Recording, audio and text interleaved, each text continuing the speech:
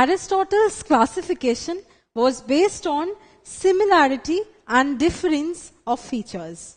And this classification was followed for 1500 years after his death.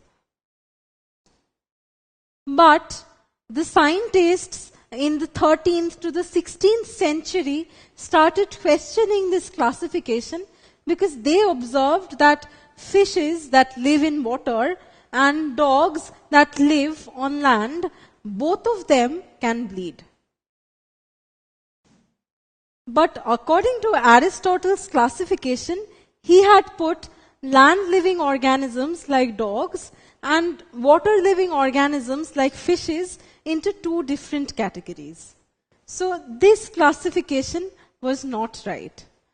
So the scientists started to find an alternative to this classification.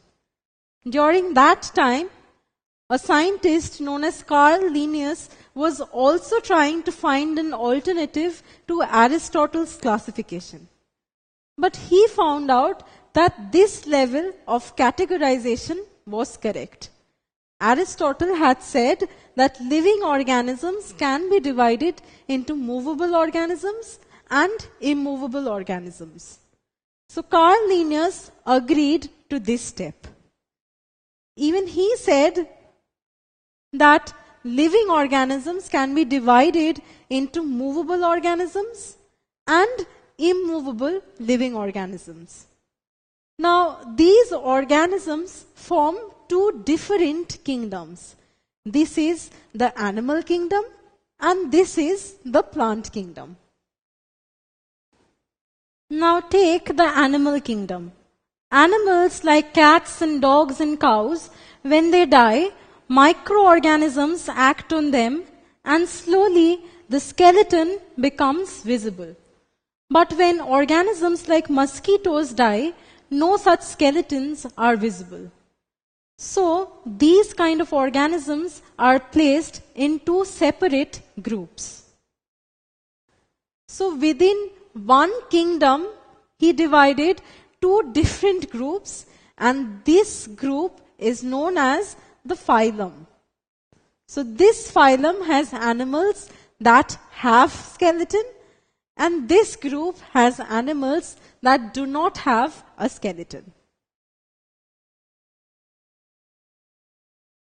Now, members of the same phylum, connected by common characteristics, form a class.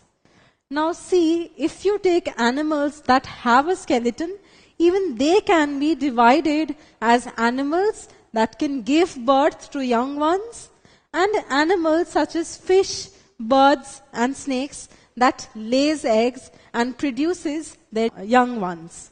So these two groups of animals form two different classes under the same phylum.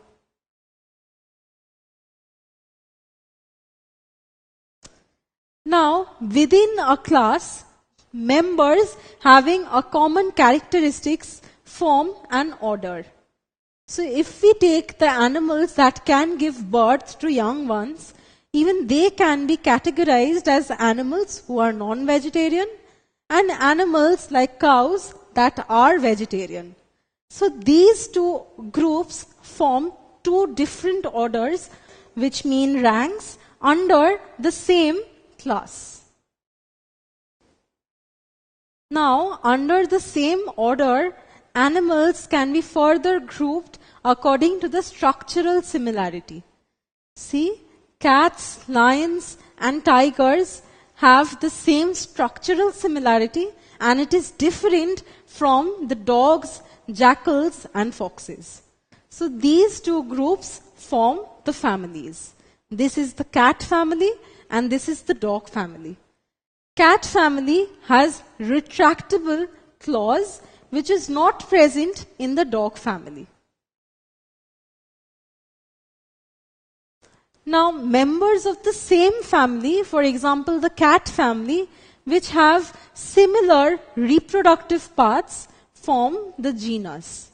So see, tigers and lions have similar reproductive features, and it is different from that of cats. Now, within the same genus, let us take the example of lion and tiger together. Can lion and tiger mate with each other? Never. A female lion can only mate with a male lion. So, on this basis, they are finally categorized as different species. So, species is the unit of classification. So, an organism can be classified through these various steps, which look like a staircase and is known as a hierarchy.